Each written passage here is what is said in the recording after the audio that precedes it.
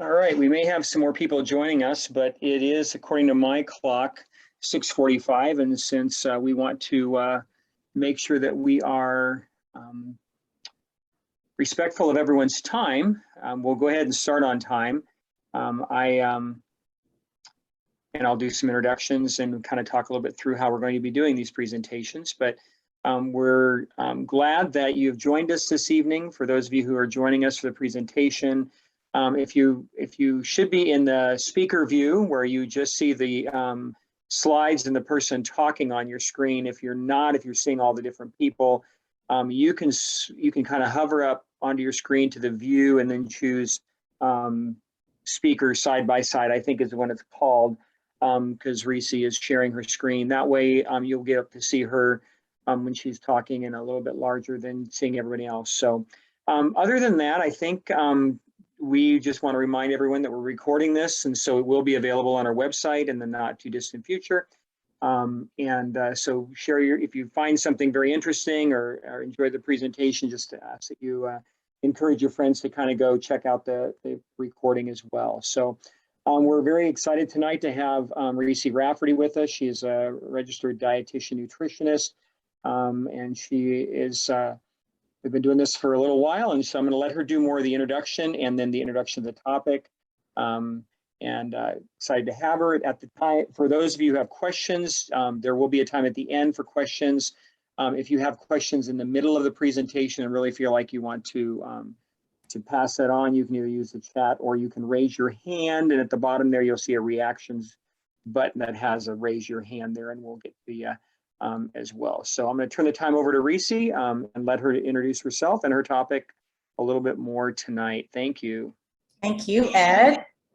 Well, welcome everyone to Healthy Pleasures. And sometimes we don't think of those two words going together, right? We kind of think that healthy may not be as pleasurable as unhealthy. And yet I'm hoping by the end of our time together this evening that I will have changed your mind. All right, we're going to begin our talk. If I can, for whatever reason, I'm not able to do my slides.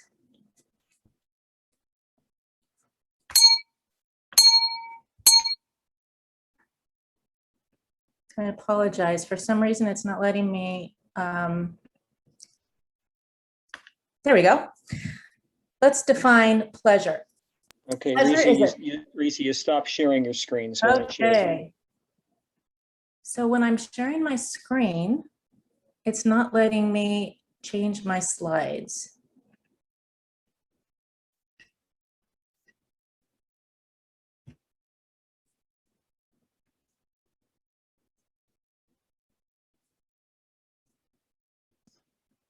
Try this again. Yep, there we go. All right, let's define pleasure. A feeling of happy satisfaction and enjoyment. And I think that you would probably agree with me that a lot of our choices that we make in regards to what we eat, our food choices, have a lot to do with whether that food item is going to make us have happy satisfaction feelings and enjoyment. And McDonald's capitalized this back in 1979. Any of you guys remember pre-Happy Meal days? I do, and I remember when it came out. And this was a tremendous success in terms of a marketing strategy. McDonald's has made millions and millions of dollars off of the Happy Meal. And as you can see here by this picture, they have adapted it in the past few years. We have the option of replacing their soda with milk, and they've added some apple slices to it as well. And yet children aren't the only ones that gravitate towards food that makes them happy. What do you think about this guy? Does he look like he's experiencing pleasure? Absolutely. So food definitely makes us feel happy. I found it so interesting in the work that I do in hospitals or in medical clinics. Inevitably, when I hear conversations going on with nurses or medical assistants outside of the office or with people, guess what they're talking about most of the time? Food. Food makes us happy, and that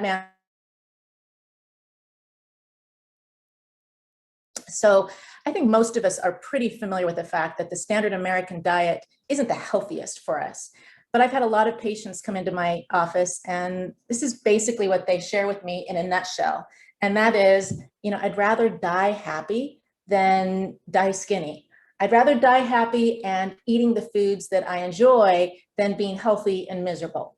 Can any of you relate to that sentiment, or have you heard of it before? So the question that I want to ask tonight, and isn't that a cool question, Mark? So we've got the standard American diet there wrapped up in that question mark in terms of hamburger, refined grains, a lot of processed meats, etc. But the question that I want to ask tonight are those foods truly making us happy? Are we truly happier because of our typical way of eating here in America, the standard American diet? And we're going to look at it from definitely a scientific perspective, but just kind of understanding what is going on in our bodies when we eat these foods. How does it affect our moods, our happiness in the long run? So this is an interesting graph. It's called the dietary pleasure trap. And if you've ever seen a graph that shows, for example, people's pleasure responses to drugs, it's very similar. So here we see this bar in the center, and that center bar is the normal pleasure zone. And this is where we would experience, we have ups and downs, but maybe not dramatic. Just some things are more pleasurable than others. But then the day comes when you had your first Twinkie or Dorito or something like that. And man, it lit your taste buds up, and what was that?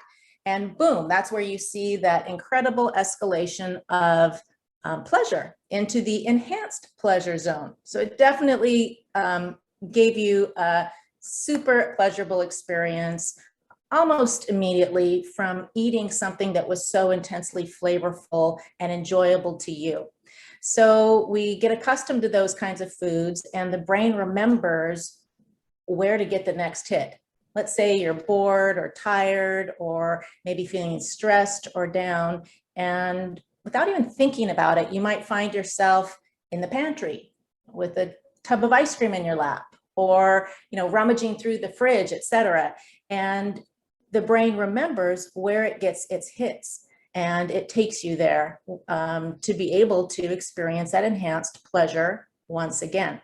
So this is typically experienced in the introduction of processed foods. And you could say, well, that same kind of thing happens, for example, when someone gets their first cigarette. It's not that it tastes good initially or smells good to the individual, but their brain definitely registered pleasure as a result of that heightened sense of pleasure. Okay, so that's what we experience initially, but then there is what's called neuroadaptation. And that neuroadaptation is when having a couple Doritos or Oreos doesn't do it as much as maybe a whole bag of Doritos. So now the same amount of food that gave us that initial hit now doesn't quite take us to that same height of pleasure as it once did. So that's neuroadaptation, where now it maybe requires a little bit more of those foods, or maybe more stimulating foods, etc.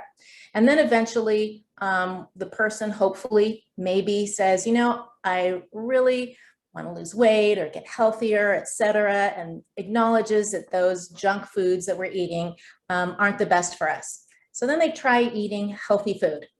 And what do you think that does for them? Almost a flat line, right? Nothing. In fact, there you see in that phase 4, reintroduction of whole natural foods, where's their pleasure zone during that time? It's in the subnormal arena, in that bar, where now, boy, I really don't enjoy eating this way. I'm doing it because I have to, or I'm doing it because my doctor says that if I don't, I'm at high risk for a heart attack or something like that. But the good news is that taste buds adapt, but so does the brain.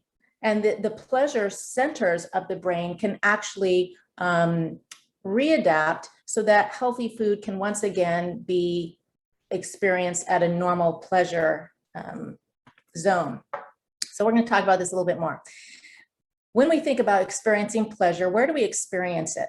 Well, they've labeled this part of the brain the pleasure reward pathway. And there's a few areas of the brain that are thought to be responsible for our experience of pleasure. And here we see this little inner area, the nucleus accumbens, the substantia nigra, the ventral tegmental area. Don't need to know those terms, but we just need to know that it exists. And this nucleus accumbens is a key structure responsible for reward, motivation, and addiction. So how does this work for us? This is a really interesting study that was done with rats and monkeys. And what they did was the scientists, the researchers, did something in which they were intentionally seeking to stimulate this pleasure reward pathway. So electrodes were placed into the pleasure reward pathway of rats and monkeys. And the animals were allowed to stimulate their own pleasure reward pathway by pressing a switch bar. Okay, so every time they pressed this switch bar, bing, it was like they just had, you know, an ice cream sundae. Okay, so bar pressing soon occupied most of the animals' time. Many animals were seen to forego food and water in preference to auto-stimulation. Incredible. So just every time they hit the bar, they're stimulating this part of the brain. What ended up happening? The auto-stimulation in many instances continued to exhaustion. Some monkeys were clocked at 17,000 bar presses per hour. What does that look like? That's not even, I mean, how many a second is that, right? That's just like constant repetitive pressing of this bar to stimulate this pleasure reward pathway. What was taking place? Do you think those monkeys and rats were happy or happier as a result of that auto stimulation? Why were they having to press it so often? You know, you'd think, I could press it once and I'd be good for the day, experience my pleasure and I'm good to go. But it's because of that neuroadaptation and because these foods that, or this experience that's super stimulating, it's not sustainable. And so unfortunately, it leads to more and more presses. I recently heard this. I don't know if you guys are familiar with a Dr. Amen. He is a psychiatrist in Southern California, and he does a lot of research on the brain, et cetera. But I recently heard him say that popularity, I'm sorry, I'm trying to think of the word, being famous, that these people who are really famous, that it's actually probably the worst enemy of happiness. Being put in the limelight, and it's a big rush for them, right? But it's not truly satisfying. They need more and more and more and more, and eventually it eats away at our happiness. And we'll see more of how this takes place. So are we really happier here in America for eating the standard American diet that is so delicious and stimulating? Well, unfortunately, depression is the leading cause of disability in the United States among people ages 15 to 44. So this is among our young people. So there's different ways of looking at this topic. And one of the ways is what's called nutritional neuroscience. And this is a nutritional neuroscientist, Dr. Wortman, Harvard professor and MIT researcher. And he said this as the result of his research, that the ability of a meal's composition to affect production of brain chemicals distinguishes the brain from all other organs. The crucial compounds that regulate other organs are largely independent of whatever was in the last meal we ate, but not the brain. So what's going on in the brain is very much affected by what we're eating. Okay, that's kind of the main point. Then there's what's called nutritional psychiatry. And this is a fairly new field where psychiatrists are acknowledging the role of nutrition in relation to mental health. And this is just an excerpt, a quote from a research article that says, increasing evidence indicates a strong association between a poor diet and the exacerbation of mood disorders, including anxiety and depression, as well as other neuropsychiatric conditions. Amazing that we're able to see this association between poor diet and mental health. We would never have made that association maybe, I don't know, 25 years ago. So how does food affect the brain? And again, I love this picture where you've seen berries and greens and onions and red bell peppers in someone's brain, and the other brain, potato chips and ice cream, etc. How is that affecting our brain? So I don't know if you've heard the concept or the term of the second brain. So we have a brain, right? It's up here. We think of it as the chief commander of this human body. But apparently we have a second brain. And this second brain is the gut. And this second brain is intimately connected with the brain in our head, and really has a lot of say and influence in how the brain in my head is working and feeling, as we will see. So time and again, we hear from patients that they never felt depressed or anxious until they started experiencing problems with their gut. Our study shows that the gut-brain connection is a two-way street. And again, this is another research professor from UCLA. How is this a two-way street between our gut and our brain and our second brain? Well, there's a nerve bundle called the vagus nerve that literally connects, right? The brain goes from the brain down into this body cavity and specifically to the gut as well. And it oversees a vast array of crucial bodily functions, including the control of mood, immune response, digestion, and heart rate. So this vagus nerve, as you'll see on this slide, in the center, you're going to see, yes, the brain's connected down to the gut through this vagus nerve. On the left side, you're going to see that is that two-way street that we were just kind of referring to. And interesting, we've always thought that the brain was, and it is, the commander, it executes, it gives instruction to the rest of the body, directs what's supposed to be taking place. We would think that most of the information would be going from the brain down, right? Well, what we've learned with this vagus nerve is that 90% of the communication between the brain and the gut is actually going up. In other words, 90% of the communication seems to be going from the gut to the brain, the gut having more things to say to the brain than the brain has to say to the gut, if that makes sense. So that's the point of this slide. So what is actually doing the communication? What's communicating to the brain? And I want to introduce you, if you haven't heard of this term before, the gut microbiome. Probably most of you have. Microbiome or microbiota is a term that has been given to community of bacteria, to communities of bacteria, microbes, I should say, microbes. So this microbiome is the trillions and trillions of bacteria and virus and fungi and other microbes that live inside of our gut. And I often just refer to it as the community, because that is what they are. And like any community, they are composed of a lot of unique and different characters that have a big influence on the community and affect whether it's going to be a healthy community or an unhealthy community. So this community, I believe, was designed to be to exist in a symbiotic relationship with us, where we would benefit them. They have this warm, moist place that they get to thrive. They get fed all the time with the food coming down that we eat, and they were to benefit us. So they were to be microscopic friends that maybe we didn't know we had. And for a long, hundreds of years, we didn't know we had them. Nowhere else in the human body do we see the concentration of bacteria that we do in the intestines. So we have microbes living in our mouth, our nose, our ears, et cetera, on our skin, but nowhere else do we see the mass population that we do in the gut. So welcome to the gut, population 100 trillion. And this community affects so many facets of our health. It affects how we feel, and that's what the topic is tonight, right? How we feel emotionally even.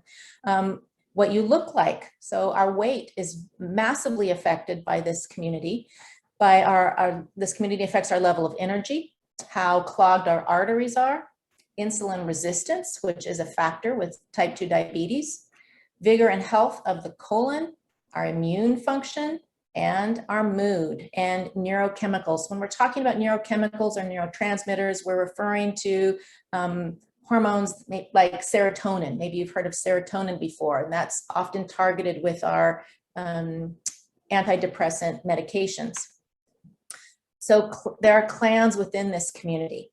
This community, as I said, is comprised of a lot of unique individual strains, and some are more beneficial to us, and some, when they get out of control and they start increasing in their population and numbers, we could call them the bad guys, right? So we have some good guys and bad guys, and the ratio of them is actually really important in determining whether their impact is going to be health promoting or disease promoting.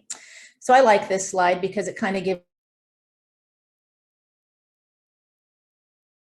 idea that, yeah, there's some bacteria that are keeping everything in ship-shop shape and keeping those intestines healthy and taking care of a lot of things that need to be done. They do that hard work for us. And then there's the unfriendly bacteria that lead to digestive symptoms. A lot of IBS, IBD, a lot of people have what we would call dysbiosis. And that term is just referring to an unhealthy community. And that unhealthy community, just like unhealthy communities anywhere in Chicago or wherever, you can tell when you walk into a neighborhood, this doesn't look like a very healthy community. Maybe there's a lot of trash on the sidewalks and there's a bunch of wrought iron gates on the windows and nobody's playing outside after dark and, that kind of thing. This is an unhealthy community. Well, the same thing occurs in your intestines. This is kind of cute. So here we just see, again, maybe some communication that the brain is receiving from that the bacteria might be giving to it. Okay, so the bacteria is communicating inside of the digestive tract to the brain through this vagus nerve. That's just one way it communicates to the brain. We're gonna see that there's 3 ways that these microbes communicate to the brain, but they do so very profoundly.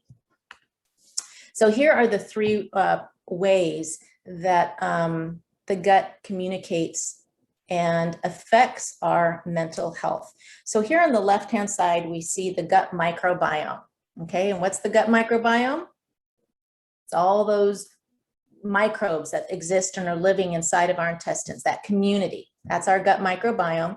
And here we see this bi-directional communication that's occurring, right? That 2-way street that one researcher referred to, bi-directional communication, the gut communicating to the brain and the brain communicating to the gut, but most of the communication going from the gut to the brain. All right, how is it communicating? Well, we just looked at the vagus nerve, and that's our nervous system. So that's the one down below. So it's communicating through the nervous system to the brain. And it's very interesting because this vagus nerve, right, it's right there around the gut, and it's almost like it's eavesdropping across this thin layer where the microbes are doing their thing on one side and the nerves are on the other. And that's how the communication is going through the vagus nerve. Then we have the endocrine system. And when we're talking about the endocrine system, we're talking about hormones. So, the microbiota can actually influence hormones and hormonal communication to the brain. Fascinating that 90%, did you know this? 90% of your body's serotonin is not produced in your brain, it's produced in your gut. So we produce dopamine down there, we produce all kinds of hormones. We're like, why in the world would my gut be producing all those hormones that we don't think of in relation to digestion, right? And that's because this gut and this gut microbiome has roles outside of just digesting food. And we're realizing, wow, the body is so intimately interconnected. It's not like you can say, oh, here's the digestive system and my cardiovascular system, and they're all separate, and that's separate from my nervous system. No, in reality, they're all buds. It's their family, and they communicate with each other. So then that top way that the microbiome communicates with the brain and can lead to things like depression is through the immune system. And again, that's because so much of the immune system is stationed there at the gut. They say 70% of the immune system is actually stationed around your intestines, and it's trained. A lot of training of the immune system occurs there, and so forth. So this slide, I know it's busy, but it's just going to highlight what we just said, that there's 3 ways that the gut communicates with the brain, and that's the immune system, the nervous system, and then the endocrine system, the hormones. So if you look on the left, in a healthy individual, what I want you to see on this slide is at the bottom. At the bottom of this left-hand section, you'll see 3 cells that are all tightly junctioned together, and that is to represent your intestinal wall. Okay, and that intestinal wall looks beautiful and healthy. Those cells are to be like bricks that were tightly kind of mortared together. And as a result, you have this healthy environment, you have a healthy community of bacteria that's producing healthy communication with the rest of the body. And as a result, you have a stable immune system, good neural circuits, and a healthy hormones. Okay, now I want you to transition to the depressed individual on the right-hand side. So you see that was healthy on the left, and now we're looking at depressed on the right. And go all the way down to the bottom where we saw those cells of the gut lining, and they look different, don't they? So now where all of a sudden these cells are no longer tightly junctioned together, there's a little space between them. You heard of leaky gut? Okay, that leaky gut concept is talking about this hyperpermeability. Uh-oh. What happened? There we go. And so as a result of this hyperpermeability, actually this hyperpermeability or this leaky gut concept is kind of in response to some inflammation that's taking place in the intestines. Could be the result of a number of different things that I try to identify when I do work with patients, but it's affected the community of bacteria. It's resulted in inflammation being generated by your immune system. We have disruption of the neural circuits, the nervous system, and we see change in the hormonal profile. And this person, high of certain stress hormones specifically, that is potentially resulting from what's going down in the gut. So the gut-brain axis, that's just a fancy term. This is the title of a research paper that I found.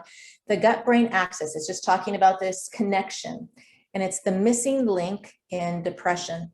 Chronic low-level inflammatory conditions present in depression, which may be associated with gut permeability. We're just talking about how tightly junctioned those cells are in the lining of your intestines. This gut permeability disorder, the microbiota, has been suggested to be the key factor in the link between unhealthy diets and depression. So remember the question we asked at the beginning. Are these foods that are making me so happy in the moment that I just don't want to separate myself from because they make me so happy? We're asking the question, well, are they really making you happy? Here we're seeing that unhealthy diets are actually being linked to depression, and one of the ways is through this community of bacteria. Another very busy slide. We're not going to explain the whole thing, but what I want you to see is, again, here at the top, we see these cells, okay? And on the right-hand side, this is your gut. And on the left-hand side, that's your blood-brain barrier. Okay, so on the right-hand side, we see these cells that are tightly junctioned. Left, same healthy, tight junctions in my blood-brain barrier. And that's what it's supposed to be. It's a barrier. And what this barrier allows specifically what's going to go into my body from my gut, and what's going to go into my brain from the rest of my body. Okay, so this barrier is really important. It's very protective. So now we go down to the bottom half of this slide, and we see that these cells, not looking healthy, are they? Now we see there's inflammation resulting in the lack of that tight junction between these cells. It's like the mortar between the bricks got sloughed away, and as a result, the wall's crumbling. And when that happens, then it's no longer able to be as protective. So there's stuff that's in the gut that can be allowed into the body that normally wouldn't, creating inflammation there because 70% of my immune system is stationed there. And how is that affecting my brain? oh my goodness, if you look at my blood-brain barrier, does that look as protective? Does that look healthy? Absolutely not. So again, kind of sad. So another research article, so depression is an inflammatory disease, but where does the inflammation come from? And it's making the point that it's coming from, believe it or not, our gut. So by changing the environment in the gut, we can actually change what happens in the brain. And I think this is so exciting because it gives us an opportunity to potentially make changes that we thought maybe I was doomed to experience depression for the rest of my life or anxiety. And that doesn't mean, I really want to be careful to qualify that depression is not the result of bad eating. That's not the point I'm trying to make, because there is trauma from experience. There's trauma, physical trauma, emotional trauma, all of those things we know affect depression. So there's multifactorial, but I'm a dietitian and I look at the world through the gut and through what we eat. And I think it's just exciting to know that we can potentially, with this variable of food, be able to improve the health of my brain and my happiness. So diet happens to be the most important variable influencing that whole gut community. And so when we make dietary changes, this can be the sequence of events that takes place. When I make dietary changes, it can change the composition of all those microbes, because those different strains of microbes feed off of different foods. So for example, there's one kind that thrives off of sugar, and there's another kind that thrives off of the fiber that's found in beans, and there's another one that likes saturated fat. And this is by what we're eating and what we're feeding them, that determines how much of those specific populations are existing inside of my gut. If that doesn't make sense, please let me know, because I will explain that better. I don't feel like it came out as clear, but diet definitely impacts what's going on and who's thriving and surviving in the gut. So when we change the diet, we can change the composition of the gut. So there are studies showing that what we eat can alter the composition and products of the gut flora, in particular that people with high vegetable, fiber-rich based diets have a different composition of microbes in their gut environment than people who eat the more typical Western diet that is high in fat and carbohydrates. And now we know that this has an effect not only on metabolism, but also affects brain function. Fantastic. So we have labeled our American diet the standard American diet, right? SAD for short. And I think it's kind of appropriate because it's sad for a reason. And I hope you're getting the gist of where I'm going with this. So that happy meal may not be so happy because it's low in fiber. And fiber is one of the key nutrients. It is the key nutrient that feeds the good guys in your gut. It is the first step that I encourage most of my patients to take, and that is to increase the fiber in their diet, because it'll transform that the environment in their gut, and as a result, who knows, how much benefit it's going to have in terms of their whole system-wide health. So low fiber, high fat, high sugar diet actually stimulates a short-term buzz, right? We get that pleasure spike, but actually it's linked with an increased risk of depression. So I want to talk to you guys about the Big Mac diet in the last few minutes we have together. And obviously this Big Mac diet is the standard American approach, right? Refined grains, but a lot of very low fiber, a lot of meat, dairy, etc. So that's not the Big Mac diet I'm necessarily going to be encouraging, but that MAC stands for microbiota accessible carbohydrates. Now, before you think, whoa, wait, that was too many big words, you know what this is. The microbiota is the community of bacteria in your gut, and there's carbohydrates that are accessible to it. Now, most carbohydrates are digested and we've absorbed them before we get down to the large intestine where all these bacteria live. But there are carbohydrates that are accessible to the bacteria. Well, what are they? Fiber. Fiber is a carbohydrate, believe it or not. It's not a carb that gives blood sugar, but it's an indigestible component of plant-based foods that when we eat it, goes down the hatch. We don't absorb it. We don't break it down. Once it gets into the gut, then the good guys are like, yes, happy day. That's their spaghetti dinner. They get to be fed. So the Big Mac diet, what microbiota accessible carbohydrates, just talking about fiber, and fiber is a category. There's lots of different kinds of fiber. Where would we find that? Where would we find foods that would really be reducing your risk of depression, actually increasing our happiness variable in the long run through this second brain connection? And that would be plant-based foods. So we're looking at beans in the top left, beans, lentils, pulses, they're called as a group. It's probably the highest fiber category. Love them. Very high in protein as well. Then we've got whole grains. Then we've got tubers like potatoes and beets and radishes and carrots. And we have fruits and vegetables and nuts and seeds. Any food that has been harvested from the ground, you know, maybe from a tree or a plant or anything like that is going to have fiber in it if it hasn't been processed. So when we're eating those kind of foods and we increase those kinds of foods in our diet and we look to them to please us, they will do so in multiple ways. I like this slide also because it gives a real one picture diagram of what potentially is going on. So on the left, we see the result of actually, let's look on the right. That's the standard American Big Mac diet. So we've got the refined, the sugar. We've got some antibiotics going on. Antibiotics are really hard on our gut. And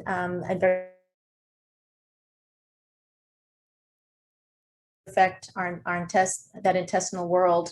And as a result of that kind of eating on a consistent, in a consistent way. So it's one thing to eat, you know, a Sunday, I don't know, once a month.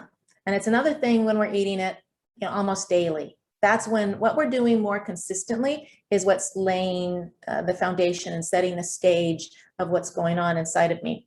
And there we see that unhealthy picture, that those cells of the gut, remember we saw them already, they're not tightly junctioned together, they're now inflamed. Whereas on the left-hand side, as a result of eating the microbiota accessible carbohydrates, that MAC diet, what a healthy environment. All those bacteria are benefiting me by keeping my intestines in health, which is communicating to my nervous system, to my hormone system, to my, what was the other one? There was 3 of them. I should quiz you guys, but I can't hear anything. So that you might be saying all 3 ways it's communicating to my brain that really indeed we are happier. So I wanted to leave some minutes in case anybody had any questions or comments. Was this new information for you? Were there anybody who raised their hand, Ed, or? I didn't see any, but I have a question for you. So what is the role of, like, you know, you hear a lot of people who are using probiotics and things like that they're taking. What's the role? And if you go to Costco and just get something off the shelf, I mean, how's the effectiveness? Isn't that just as good? That's such a good question. So probiotics, you're swallowing bacteria, right? And the goal, how I kind of look at probiotics is they're like a traveling nurse. And while we're taking them, they're hopefully going to be improving things down there. There's an exciting field where they are testing what they call psychobiotics. So they're actually testing probiotics for the treatment of schizophrenia and depression and anxiety. So that's pretty exciting when you think about, you know, the possibilities. Something that I think is really important, though, is that people understand the strain specificity. And what that means is that they're all different. All these bacteria have the potential to interact differently and uniquely with your gut.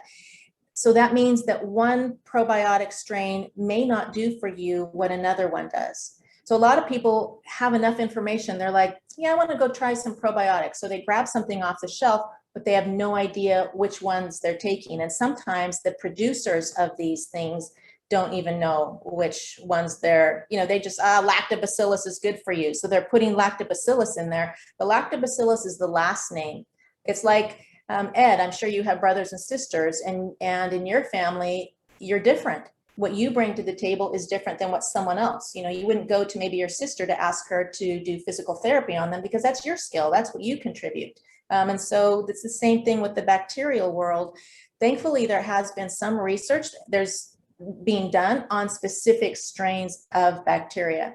So when you see a probiotic that you know grabbing off the shelf, I think it's good if they have listed at least two or three names. And some of them, they might put the abbreviation, but that lets them know, oh, they thought about this. There was a reason why they put this specific strain in their product, rather than, oh, I'm taking lactobacillus. Okay, that's great, but don't know exactly. And then that you find what I was doing with my patients, there's actually a resource online that I was using because one of my professors who educated me on this topic does the website where he compiles the strains, the specific strains, and then the research with how those strains benefit people. So there might be a specific strain that benefits someone with constipation. There might be a specific strain that benefits something with fatty liver, and there might be another strain, etc.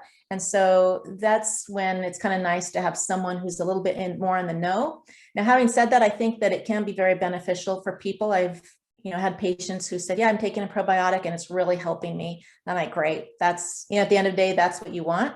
But I've had other people who take probiotics and they get the opposite effect, or it's not helping them at all. And they just, probably haven't landed on the right strain for them. So that's probiotics. And then there's prebiotics, and prebiotics are when we feed with certain supplements beneficial bacteria. So there are certain prebiotic fibers that have been found to strategically feed certain beneficial strains in the gut. And so when people take that supplement, researchers see, oh, this one very good strain in the gut increases in response to that supplementation. And so that's another approach that I think can be pretty effective. Thank you. I have a question, Reese. So yeah. Where does someone start? So I grew up eating things like Hostess Ding Dongs and dunking Oreos in milk for breakfast. Those were my breakfasts. And I've always been like, I always say I'm a sugar baby. I'm always searching for sugar. So where does someone like me start? Mm-hmm. Yeah, just a point that I think is so fascinating, and I'll try to answer your question. And that is, again, research has found that some of these people who really have strong sugar cravings, that those cravings are actually coming from them.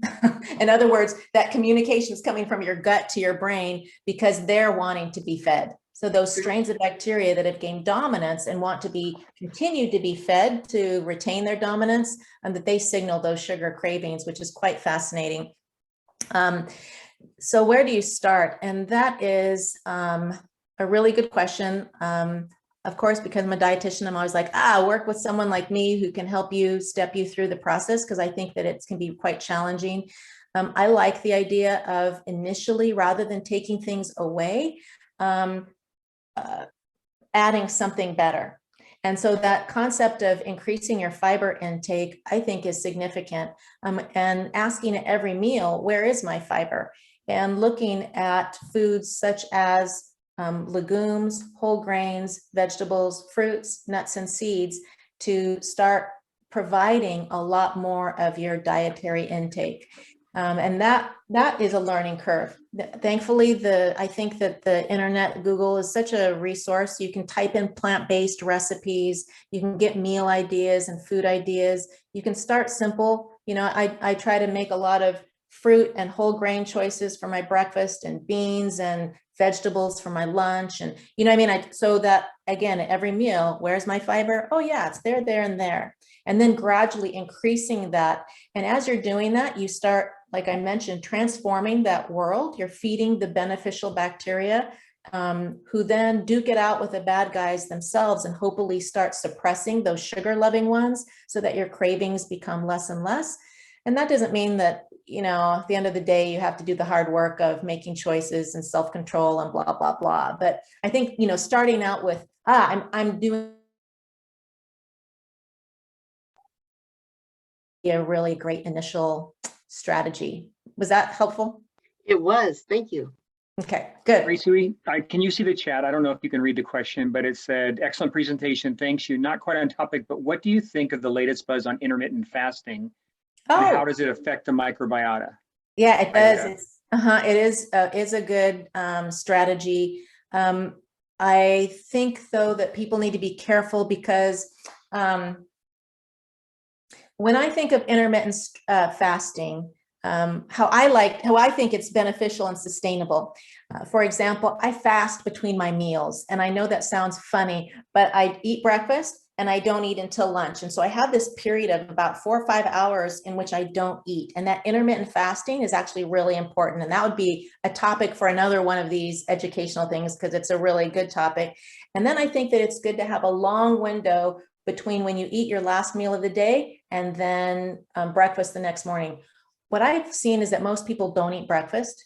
So they'll eat like their last meal, 8 o'clock at night, and then they do their intermittent fasting, and then they won't eat again until maybe 4 or 5 in the evening, and then they're packing it in. I'm not sure that that is a great approach with intermittent fasting, because it's good for your brain, since we're on this topic of the brain, to not have eaten for like at least 3 hours before you go to bed. So if the intermittent fasting is done, like I said, you eat early dinner and then you fast a good, maybe 15 hours, between that and your next meal of breakfast. Some people, it might be 16 hours. That's great. That kind of intermittent fasting is good.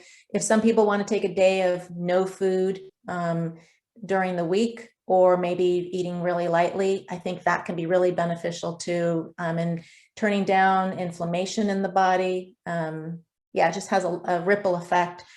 But I think the good place to start, rather than being kind of like weekend warriors, people go and they exercise so hard in the weekend, but then during the week, they're just sitting all the time. That's kind of how I look at intermittent fasting. That the best kind of fasting is when you're just eating your meals, fasting between your meals, fasting a good long ways at nighttime. I think that's a good place to start. Great. All right. Any other questions? I know we're out of time, and I want to thank you very much. I think that was an excellent presentation. I think I learned a lot. Oh, good.